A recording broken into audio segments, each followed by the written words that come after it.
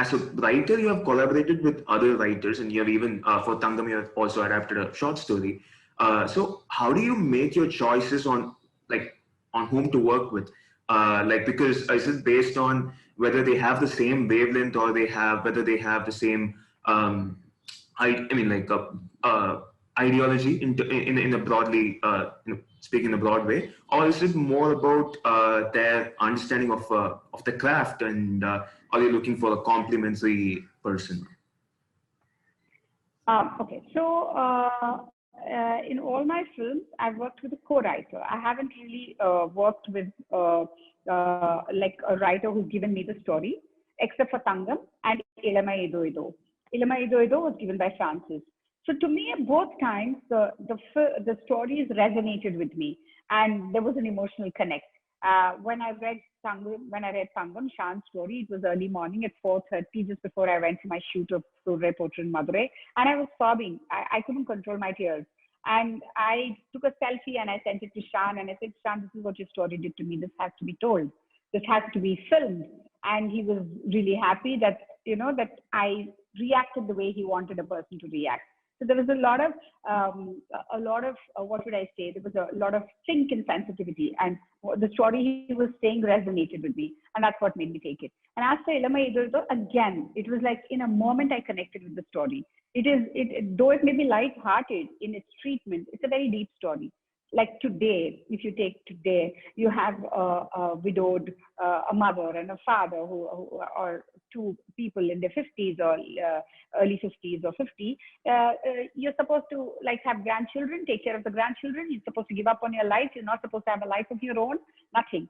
And what happens is such people do fall in love. They do. They're humans. They need companionship. If they do fall in love, it is a lot of hatred. It is a lot of admonition from the children. So when two people have to bravely pick up the phone and tell their children, I have moved on and I want to do this. That was a very, very, I think it was a very brave film, and it is a very relevant film to today's times. So in both times, it resonated with me, and the emotion was very, very strong. It was pulling me. So otherwise, I don't do these stories. Now, as for on the other films, they've co-written with me on the screenplay. The story was always mine. So we've co-written the screenplay, and they brought in their expertise into the structuring, be it Shalini. Shalini is a very dear friend, and she's writing a couple more things for me. And she's very strong in structure and the way she sees a film. So I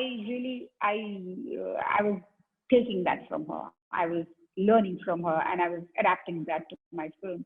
So, but like you said, unless there is sync, of course she has a different viewpoint. I have a different viewpoint, and many a time we choose to differ. But then she understands that it is my vision and my film finally. So we go with what I feel, and for me, it's just gut. I at the gut level, I know this is what should be there at that point. So I love collaborating with writers, but then the rapport should be there. It's never a one-upmanship, I told you, why are you not doing it? There's no ego in all of that. I mean, my office boy tells me the scene is not working, the scene goes. So many a time when I have my doubts, I bring that guy and I show him a scene, or I tell him the story. And then he says, average okay So it doesn't really matter who, it's pretty democratic, the process in our unit. Thank you. Yeah. Yes. So, ma'am, I wanted to ask you, obviously this year has been, it has had a lot of changes, and people have been adapting a lot to like newer ways to do something that we've been doing for all of our history, including cinema. So I wanted to ask you to compare the process between filming a movie like Soorarai Pottru before lockdown and then releasing it. Like due to the situation, we had to release it, on online platforms. We couldn't really, it wouldn't have reaped as much. It wouldn't have had the same results if it was released in theaters during the pandemic. So that process compared to, for example, Puthum Pudu Kale, like as in the movie that you filmed. So that was filmed almost like around the same time that the lockdown happened. Like it has the same ideology, like it's adopting that situation to make the story. And it was obviously also released on an online platform. So the process of release of filming a movie prior and then releasing it during lockdown compared to a film that was filmed during this time. Yeah.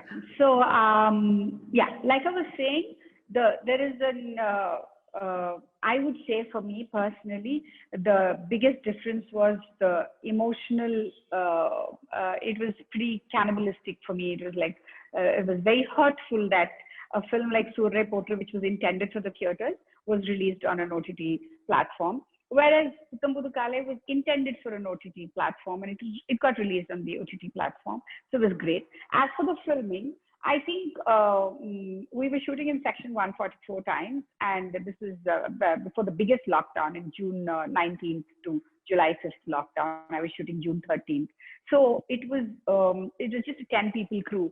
So the indie of the indie, like a student film kind of a thing we were doing. I'm taken back to my student days. It was a great challenge to shoot a film and have it Amazon worthy, and still not have it in a less quality. The quality should be there, but then you're shooting with all kinds of constraints. That was tough, but it was not impossible.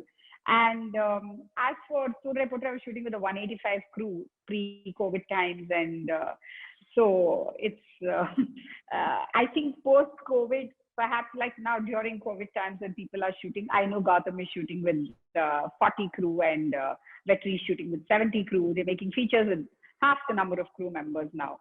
It's become a necessity. So this is the only difference that I see. Yeah. Thank you, ma'am. Ma'am, another question which we wanted to ask was in a film like Soorarai Pottru or even Irudhi Suttru for that matter, there is this was there any concern while writing? I know that the film is not about predictability or twists and turns. It's more about the drama and the story. But was there any concern that these are certain beats that some people might say, like after seeing Irudhi Suttru, they might come over and say, obviously she will win. I know that. Like, what is so special about that or something? So was that like? Did you first of all receive such people giving such an opinion, or how did you prepare for that? So taking Irudhi Suttru into consideration, it's a sports film genre. And in the sports film, like a very famous writer, I forget his name, it is not how it starts. It is not what happens at the end, they either win or lose, but it is the journey. And the journey is most important. So I really don't think scene to scene people were able to predict. If that had become predictable, the film would have, I think, failed to do a decent job. But I think it was the journey was very interesting, and what happened at the end, even at the end, it wasn't about winning or losing for her. It was about acknowledging her guru, and that made it a lot different from any other film. And I don't think anybody expected her to just jump onto Maddie or to acknowledge publicly that this is the man who taught me and this is the man who made me, who pushed me to realize my potential. So I didn't have any problems of predictability on either of the two films. Yeah, there are critics, and then there are some critics who love to, criticize films without even a proper reason. So they're really not reviewers, but then they call themselves reviewers. And those people have said, yeah, it's a predictable thing. So I said, so did you predict that, he would refuse ballet as offer? Did you predict the fact that, his flight catches fire and how he overcomes that? Did you predict the fact that he goes to Kalam? Did you predict the fact that, his wife would give him this 28,000? Did you predict the fact that he would bring in ATRs? Did you? Or did you predict the way that he brought in the ATRs? Because these things happen in life. You didn't know all these things. I told you that story. So that's my answer to people who say such things are predictable. Because if you know the end and if you think it's a happy end, good for you. But I would like to say that nobody knew till the film was released that I would end the film at flying the aircraft at 1 rupee. It could have gone on to him amalgamating Vijay Mallya's Kingfisher, his failure. There's so much more to his life. So nobody knew. So I think I'm very certain that these are not predictable films. Yeah, the end is happy. Okay, great.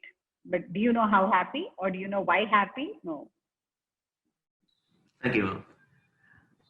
Yes, this is kind of something that people say about animated movies as well. Like in general, they'll be like, "I know it's going to be, it's a kids movie. It's going to end on a happy note because."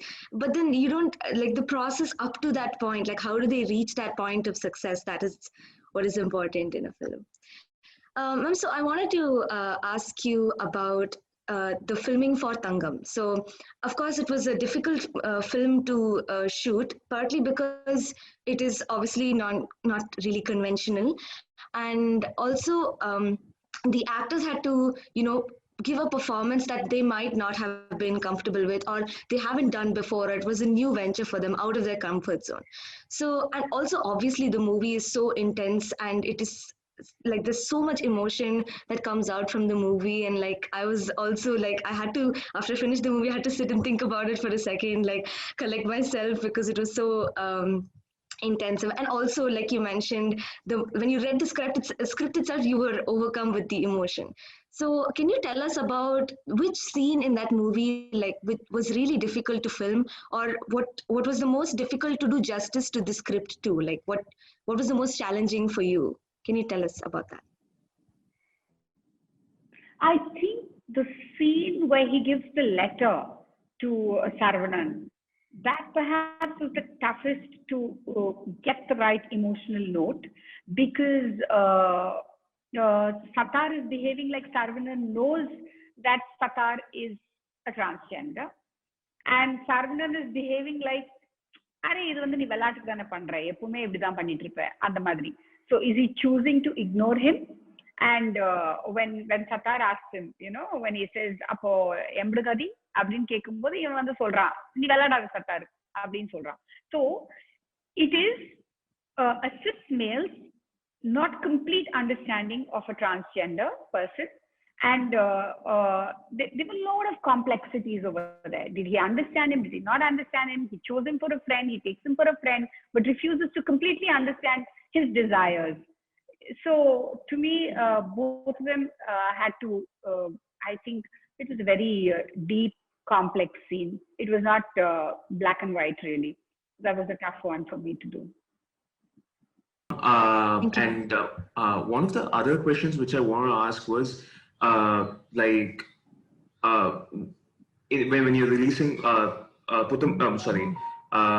Karagal and particularly Tangam, was there any, like, is there any, other than the film reaching to people, was there any particular thing which you wanted to make sure that people understand or people get in the mainstream in a large way? Like, for example, a family audience who wouldn't go and probably see that.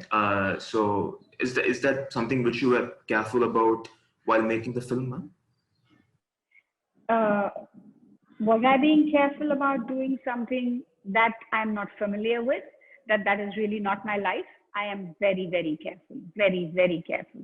So I have an activist reading my script. I have transgender, trans people reading my script, correcting me, guiding me, both pre-shoot and post-shoot and on-shoot.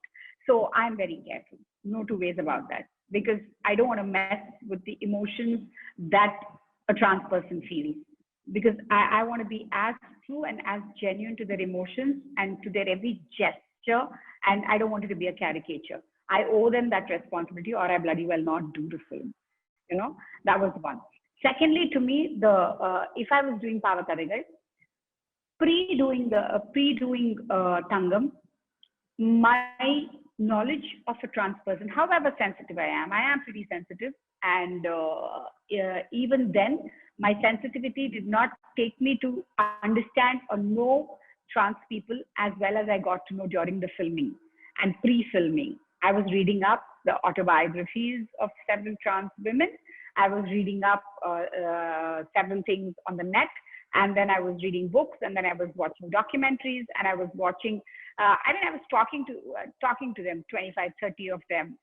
I was reaching out to activists and trying to figure out how the world functions. And when I saw that, what I saw was there was one ache. There was so much of a craving for a little bit of affection. And by affection, I don't even mean a hug. I don't mean anything of the kind. Just don't question me. Don't shoo me away like I am some animal or like I am untouchable, or just include me in life. I'm a human being first.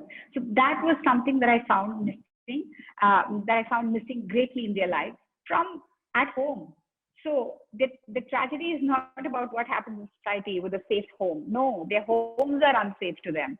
So to me, to make people aware of that was important. And I did that through Satar's characterization and through Satar's journey.